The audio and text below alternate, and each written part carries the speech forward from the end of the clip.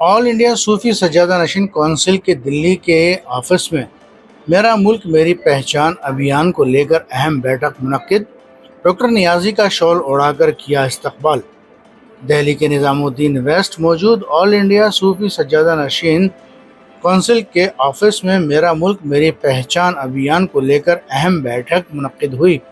بیٹھک میں AISSC کے نیشنل کوارڈینیٹر وحید پاشا، راشٹریہ مہا سچیو ڈاکٹر سید حبیب الرحمان نیازی کے علاوہ ممبرز نے شرکت کی۔ اس موقع پر ڈاکٹر نیازی کا کوارڈینیٹر وحید پاشا نے شال اڑا کر ان کا استقبال کیا۔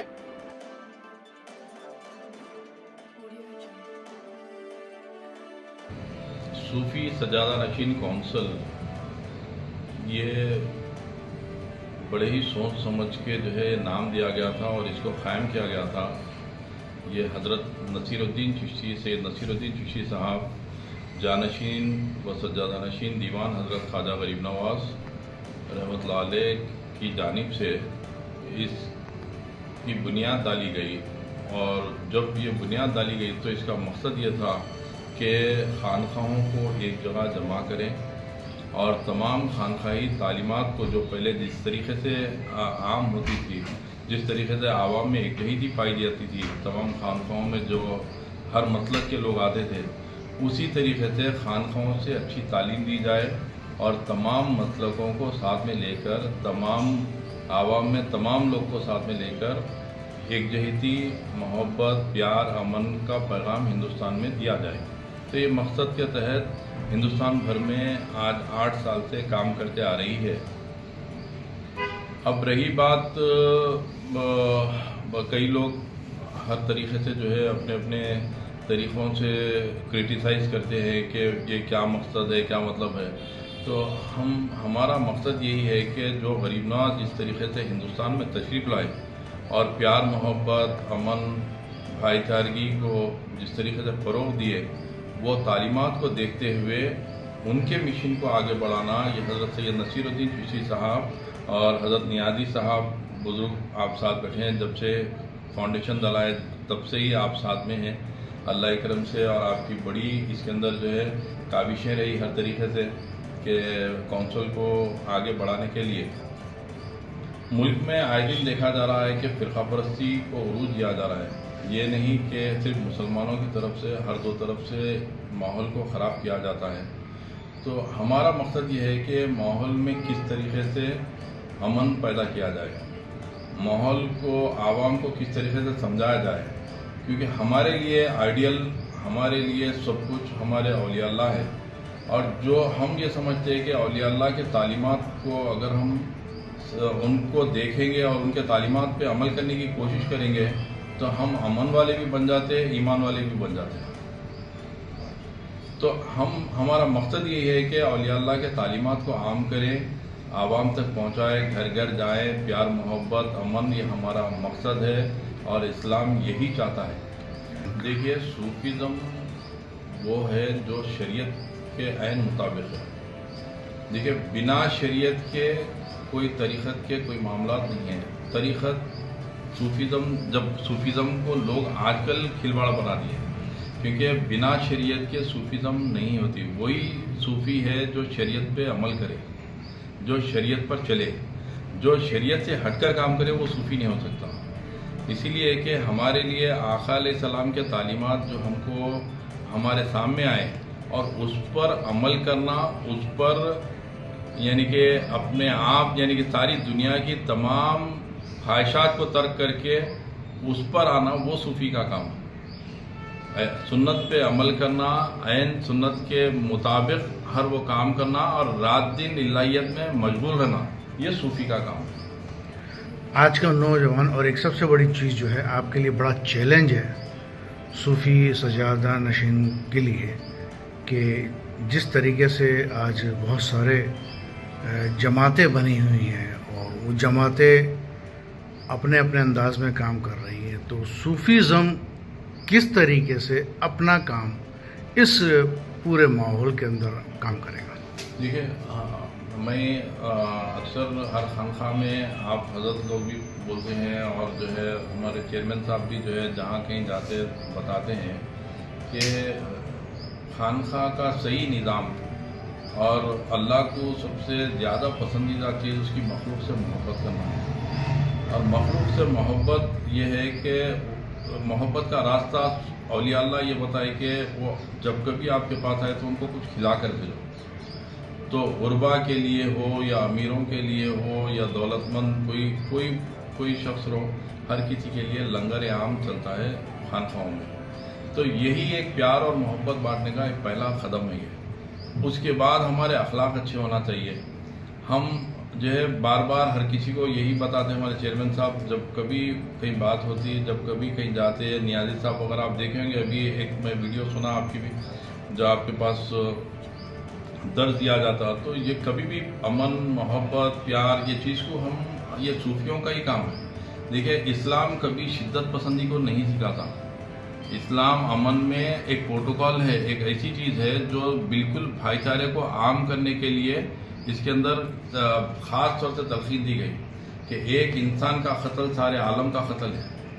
تو آپ جس انسان کے جس مذہب میں کسی کا ناجائز قتل سارے انسانیت کا قتل ہے، تو وہ مذہب کیسا جو ہے دہشت گردی کے راستے پر یا فرقہ پرستی کے راستے پر لے کے جا سکتا.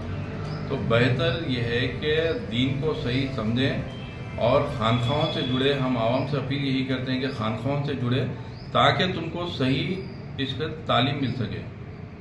یہ نہیں کہ آج کل کے جو بعض لوگ نئے آ گئے، بعض لوگ جو کر وہ خانقاہوں کو بدنام کر رہے ہیں، وہ اپنی خودنمائی کے لیے، اپنی ریاکاری کے لیے جو ہے کام کر رہے ہیں. تو ویسے لوگ سے پرہیز کریں. جو لوگ حقیقی لوگ ہیں ان سے جڑیں اور اللہ اس کے رسول کے راستے پر اگر چلیں گے تو دنیا میں اسلام ایک ایسا مذہب ہے کبھی بھی امن اور محبت، صرف امن اور محبت سکھاتا ہے.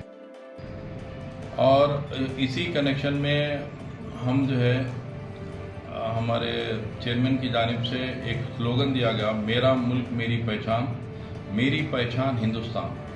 یہ اسی لیے ضروری سمجھا گیا کیونکہ ملک کے عزیز ہم کو بہت عزیز ہے، اس لیے کہ ہزاروں علماء کے اس میں قربانیاں ہیں اور کئی آزادی سے پہلے کئی لوگ اس میں قربانی دیے، کئی ہمارے بھائیوں کے قربانیاں ہیں.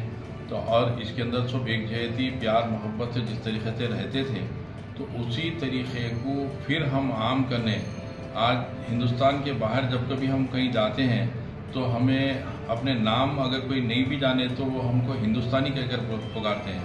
یہ نہیں کہ اگر اس کو نام نہیں بھی پتہ ہے تو وہ بلایا اس لیے کہ ہند کے لوگ کا ہے. کہ اکثر ہم کئی جگہ جاتے ہیں تو وہاں پہ انڈین بولا جاتا، تو اس لیے بولا جاتا کیونکہ ہم ہندوستان سے اور ہمارا فرض ہے اس سے محبت کرنا. تو یہی دیکھتے ہوئے ہمارے صدر چیئرمین کی جانب سے میرا ملک میری پہچان کے نام سے جو مہم شروع کی گئی، جس میں تلنگانہ میں اور جو ہے حیدرآباد تلنگانہ میں بھی کیا گیا، دلی میں اس کے پروگرامز کیے گئے اور اجمیر میں ہزاروں لوگ جڑے ہیں تو وہاں پر بھی پروگرام کیے گئے. تو اس میں تمام مذاہب کے لوگ کو بھی جوڑ رہے ہیں، ہم خود ہمارے اپنے لوگ کو جوڑ رہے ہیں اور ان کے لیے ان کے اندر ایک تعلیم عام کرنے کی کوشش کر رہے ہیں کہ ہندوستان ہمارا ملک ہے اور اس سے محبت کرنا یہ ہمارے لیے بہت ضروری ہے اور بنا محبت کے ہم ادھورے ہیں. ابھی آپ کو ہمارے صوفی سجادہ نشین کونسل کے نیشنل کوآرڈینیٹر نے بڑے تفصیل سے بتایا کہ صوفی سجادہ نشین کونسل کے کیا اغراض و مقاصد ہیں اور آگے کے پروگرام کیا ہے. جیسا کہ ابھی آپ نے سوال کیا کہ آج کل کے دور میں صوفی مسلک کو لوگ جس نظریے سے دیکھ رہے ہیں وہ زیادہ اچھا نہیں ہے. تو پہلی بات تو میں یہ کہوں کہ اس میں ماننے میں ہمیں کوئی آر نہیں ہے کہ یہ ہم لوگوں کی کمزوریاں ہیں جو صوفی ازم کو اس طریقے سے لوگوں نے سمجھا. لیکن جیسا کہ ابھی پاشا صاحب نے کہا کہ صوفی ازم جو ہے وہ عین شریعت کے مطابق ہے. شریعت کے بغیر طریقت نامکمل ہے اور طریقت کے بغیر شریعت نامکمل ہے. جب دونوں کا امتزاج اور دونوں کا میل ہوگا اسی وقت ہماری مسلمان ہونے کا مقصد پورا ہو سکتا ہے. یہ بات بالکل غلط ہے کہ صوفی جو ہے وہ شریعت کی پابندی نہیں کرتا. جو شخص شریعت کی پابندی نہیں کرتا ہے وہ تو میرے نزدیک مسلمان ہے ہی نہیں. سب سے پہلے شریعت کی پابندی ہے، اور شریعت کی جو تفسیر اور تفصیل ہے وہ طریقت ہے. طریقت میں ہم وہی چیزیں کہتے ہیں جو شریعت میں اور جو شریعت میں کرنا لازم ہے ان پر ہی ہم لوگ زور دیتے ہیں. اور جہاں تک سوال یہ ہے کہ نوجوان طبقہ اس سے بے بہرا ہوتا جا رہا ہے، تو اسی لیے یہ ہمارے صوفی سجادہ نشین کونسل الگ الگ موقعوں پر الگ الگ پروگرام منعقد کرتا رہتا ہے. ابھی ہمارے نوجوان اور بڑے کھلے ذہن کے چیئرمین سید نصیر الدین چشتی صاحب کے دماغ میں یہ بات آئی کہ لوگوں کے دلوں سے اور دماغ سے یہ چیز نکالی جائے کہ صوفیوں کے دل میں اپنی قوم کی یا اپنے ملک کی محبت نہیں. تو انہوں نے ایک نیا یہ شروع کیا، میرا ملک میری پہچان اور میری پہچان ہندوستان. اس کو یہ کیا تاکہ نوجوان طبقہ اس کو سمجھ سکے. ہماری پیڑھی کے لوگ جو ہیں ان کو تو معلوم ہے کہ ہمیں کس مشکل سے آزادی ملی ہے اور ہمارے بزرگوں نے کیا کیا قربانیاں دی ہیں، لیکن آج کے دور میں نوجوان طبقہ جو ہے وہ اس سے بالکل بے بہرا ہو رہا ہے. ان کو یہ نہیں معلوم، ان کو صرف ایک چیز کی تعلیم دی جاتی ہے کہ جو کچھ بھی ہے وہ تمہارا مذہب، تم اپنے مذہب پہ قائم رہو، اپنے مذہب میں تمہارے جو کہا گیا ہے وہ کرو. ملک جو ہے وہ بعد میں، ملک تمہاری پہچان نہیں ہے، مذہب تمہارا پہچان ہے. اگر آپ کسی سے پوچھیں کہ بھئی تم کون ہو تو کہتا میں مسلمان ہوں، میں ہندو ہوں، میں سکھ ہوں، میں عیسائی ہوں. یہ کیوں نہیں کہتا کہ میں بھارتی ہوں یا میں ہندوستانی ہوں یا میں انڈین ہوں؟ جبکہ دوسرے ممالک کے لوگوں سے اگر آپ پوچھیں ہو آر یو تو وہ کہتے ہیں I am Spanish, I am Britisher, I am French. تو جب تک یہ بھاونا ہمارے دل میں نہیں ہوگی اس وقت تک یہ تنگ نظری اور ایسی باتیں سامنے آتی رہیں گی. ٹھیک.